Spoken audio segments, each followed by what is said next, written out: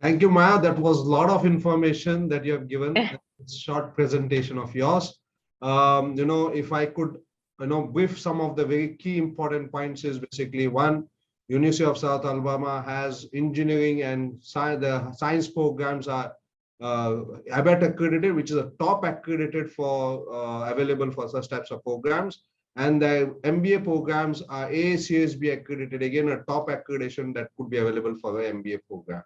The requirements basically for undergraduate is, I guess, 2.5 out of 4.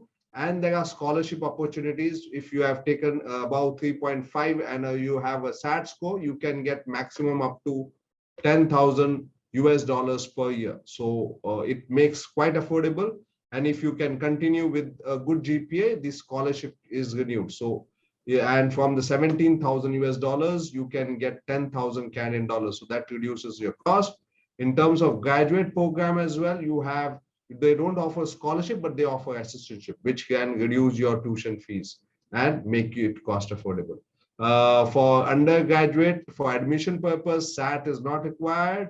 TOEFL, IELTS, if you have done your IB or if you have done your A levels, you get waiver possible. Even for GRE, it may be required for programs. GMAT may mostly required, but in case you have a good profile, then we can send your profile to the university and you may be eligible for a waiver. So lots of information. Thank you, Maya, for everything. Now, the first question basically that Aruna wants to know is, do you accept gap for bachelor's program? A 10-year gap, is it possible? That's possible. Yep. So gap doesn't really matter to us. We'll accept it no matter what. Okay. So the student has done a diploma after 10th, 3 years of diploma. So with 10 plus 3 years of diploma and a gap, will the student be eligible to apply for a bachelor's program? Mm-hmm. Yes. Okay. Perfect. So that's great. The second is basically regarding the university. I did not mention about the prep program, where basically you prepare them for the placement, for the work. So, in terms of basically the prep program, do you have the job fairs as well, or is it just preparing and you have a portal? How does it work? So a little bit of both. That's a great question. We do have job fairs every year for students in the fall. And we have a smaller one in the spring, but the bigger one is in September.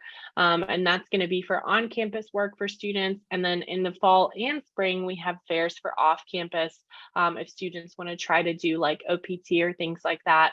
And we're happy to help them. So we bring them to the campus. We want students to have that exposure, but we do also have an online portal where students can go as well. So whatever the student is most comfortable with, whatever's most convenient. Okay, I did not mention about the 2 million income basically that is available for research program. So students who want to go for research, then basically University of South Alabama is one of the good universities that you can definitely apply for. There's one more question basically, for masters in computer science, what type of GRE score are you looking at? Great question. So nothing less than a 290, but 300 is better. Okay. And once the application is completed, what is the turnover time? Great question. So for undergraduate, it's pretty fast. Once all of the documents and things like that are received, typically just 2 to 4 business days, and they can have a decision for undergraduate. For graduate, because it has to go to the department for review, sometimes it'll take between 2 and 3 weeks just because there's more people in play. But we're working definitely on shortening that turnaround time. Okay. Also basically you mentioned about the research, the 2 million income. So basically, are research assistantship available, or is there a scope for getting student research assistantship? Yeah, so both research and teaching assistantships are available. So depending on the interest of the student, they offer a tuition waiver. So the college will pay for the student's tuition and offer a stipend as well. They're offered on a competitive basis. So once students are admitted into the program that they've applied for, they can fill out another application. It's just a short application, no fee or anything is required for them to be able to apply for the assistantship. Okay. Just to basically put you that in the account that, assistantship cover a lot of, reduces a lot of your tuition fees. If you get research assistantship, it removes completely your tuition fee, plus you get your stipend, and this stipend is good enough to cover your accommodation and living expenses. So it's almost means zero cost. Am I right? That's right. So there will still, depending on where the student lives, of course, there will still be a little bit of a cost, but it's much, much, much more affordable, definitely. Right. And then you have graduate assistantship and teaching assistantship available. So masters can look forward for, if you have a good profile, Yes. definitely look at that. Lots of opportunity. Perfect. In India, there are a lot of bachelor's program that have 15 years of education. That is 12 plus 3 years of education. Does MBA program accept 15 years of education? So we don't. We need a 4-year undergraduate degree. It's not an equivalent. So what students from India typically do before they come is they'll give us all their transcripts. We'll have them do prerequisites to fill that 4th year, and then they can start their intended program. Okay. So they can take 1 year of extra course at, do you mean basically at University of South Alabama, which can be converted later on to an MBA program? Am I right? Yeah, right. It's like almost like a certificate, but yes. Right. So when a student gets an I-20, will the I-20 reflect as a certificate program, or will it show as an MBA program? It'll show, I believe, as an MBA program, but I can double check that with our immigration director. Okay, because that will make a lot of sense, because if it shows MBA program, then the overall visa chances could be much better than basically. Absolutely. You mentioned about the weather. The weather is good. Good sunshine and no snow. So basically, and also accommodations. Basically, you talked about the accommodations. Is sufficient accommodation available, or do students have to book early? So no, we're fortunate to have a lot of different accommodation options for students, both on campus and off campus. Of course, we do recommend doing it as early as possible to get the room type that you would prefer, but there is definitely availability, yes. Okay. Regarding the undergraduate scholarship, is there a scholarship deadline where the students need to apply? Great question. So scholarships are typically offered for students coming into the fall semester.